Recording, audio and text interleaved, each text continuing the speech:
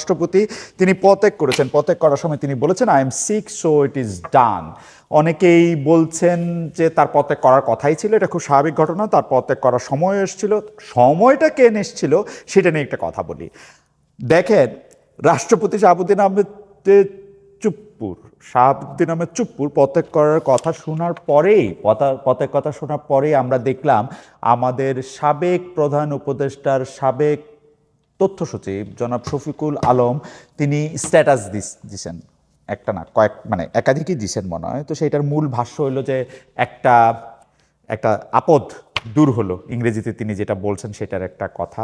তারপর তিনি আবার একটা ব্যাখ্যাও দিছেন যে কেন তিনি আপদ, কেন তিনি, যেহেতু শেখ হাসিনা তাকে নিয়োগ করছিলেন, তার আসলে তিনি আসলে স্বৈরাচারী ফেসিস্টেরই আসলে নিয়োগপ্রাপ্ত, তাকে অনেক আগে বাদ দেওয়া দরকার ছিল, কিন্তু তিনি আপনি বাদ দিতে পারেন নাই কেন? আপনার বাদ দেন নাই কেন?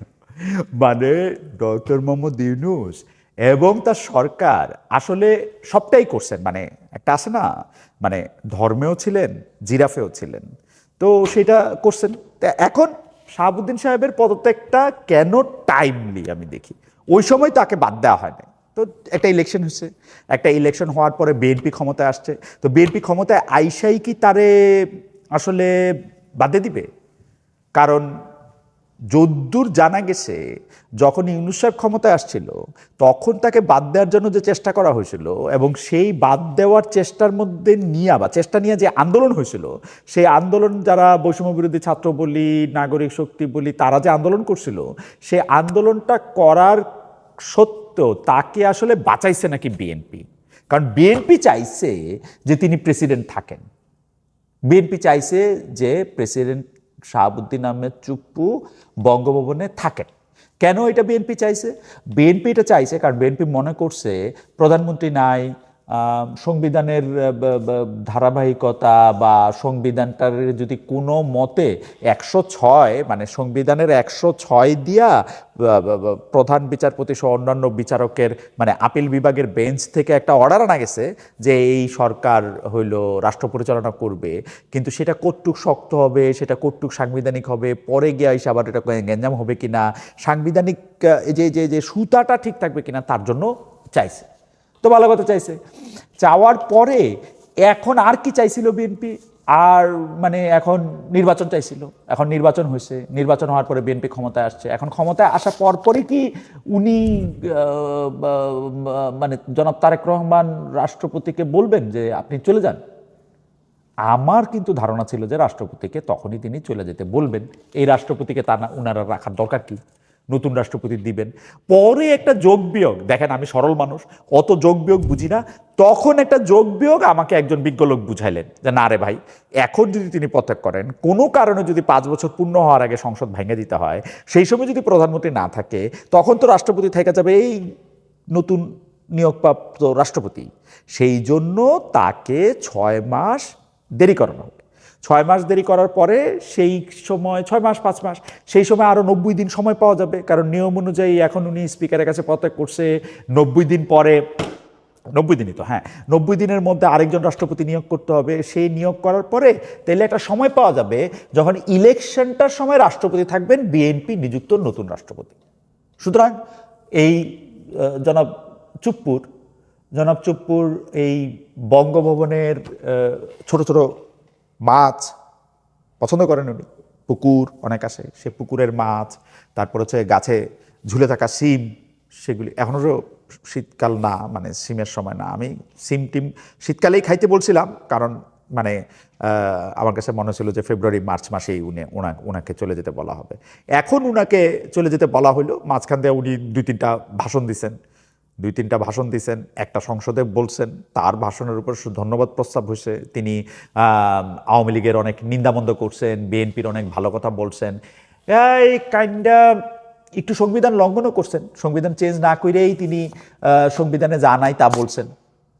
তো সেগুলি জিনিস নিয়ে ভবিষ্যতে কি হবে সেটা দেখার মতোই ব্যাপার। তবে আমার কাছে মনে হয় উনার চইলা যাওয়াটা নিশ্চিতই ছিল, এই অগাস্টের আগেই যে উনারে চলে যেতে হবে সেইটাও একরকম নিশ্চিত ছিল। সেই জন্য আমার কাছে এইটার মধ্যে কোনো ওয়াও ফ্যাক্টর নাই যে ও রাষ্ট্রপতি পদত্যাগ করে গেছে, আমাদের ক্যামেরার পিছনে যেমন সাদ আছে, এই রাষ্ট্রপতি নাকি পদত্যাগ করে গেছে। কেমন ম্যান, রাষ্ট্রপতি, বাংলাদেশের রাষ্ট্রপতি, প্রথম কথা বাংলাদেশের রাষ্ট্রপতি হচ্ছে অলংকারিক, দ্বিতীয় কথা হচ্ছে অলংকারিক যখন বলি তখন মনে হয় যে অলংকারিক গুরুত্ব নাই। ভাই, স্বর্ণের ভরি দেখছেন, অলংকারেরও গুরুত্ব আছে। এটা টাইম আর এটা কি দিয়ে বানানো হয়েছে সেটার উপর ডিপেন্ড করে। বাংলাদেশের রাষ্ট্রপতির কাজ হচ্ছে দোয়া দুরুদ পড়া, একটু একটু একটু একটু একটু আনুষ্ঠানিকতা করা, আসলে প্র্যাকটিক্যালি কোনো কাজ নাই।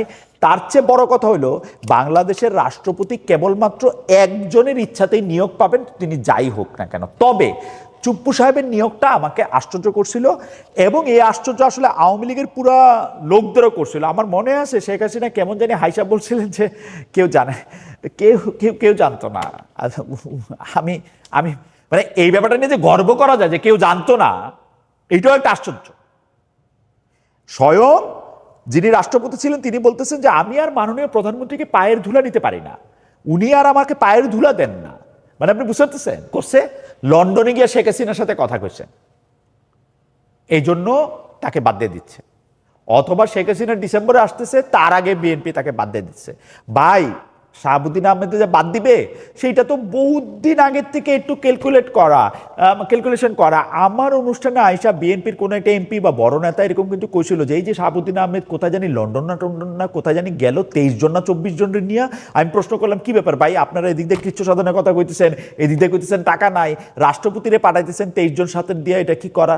তখন উনি একদম অবলীলায় বলছেন কিন্তু কারো যদি জীবনে শেষ ইচ্ছাটা এরকম হয়, পদে থাকার পরে শেষ ইচ্ছাটা, সেই ইচ্ছাটা তো পালন করাই উচিত, তাই না?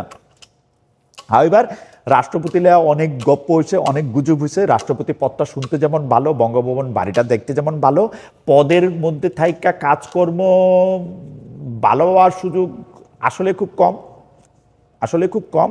কিন্তু বাংলাদেশের আমি আমি আমি আমি যখন মানে ইতিহাসের চাকা, আসলে ইতিহাসের রথ, এইটা ভবিষ্যতেরটা খুব ভালো করে দেখা যায় না।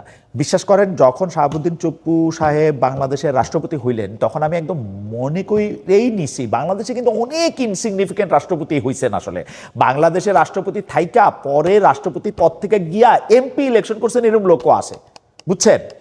তাই মনে করছিলাম যে ওই লোকের চেয়েও ইনসিগনিফিকেন্ট রাষ্ট্রপতি হবেন হচ্ছে এই শাহাবুদ্দিন চুপ্পু। অথচ চিন্তা করে দেখেন, বাংলাদেশের ইতিহাসের একটা সাংঘাতিক ক্রসরোডে তিনি রাষ্ট্রপতি থাকলেন। তিন সরকারের সময় তিনি তিন সরকারের সময় তিনি থাকলেন। মারাত্মক ব্যাপার কিন্তু বাংলাদেশের মানে ইতিহাসে জনাব শাহাবুদ্দিন চুপ্পুর নাম খুব ভালো করেই লেখা থাকবে। কেউ তাকে নাইস অ্যান্ড অ্যাট্রাকটিভ বলবে কিনা আমি জানি না, কিন্তু সিগনিফিকেন্ট উনি থাকবেন, এতে কোনো রকম কোনো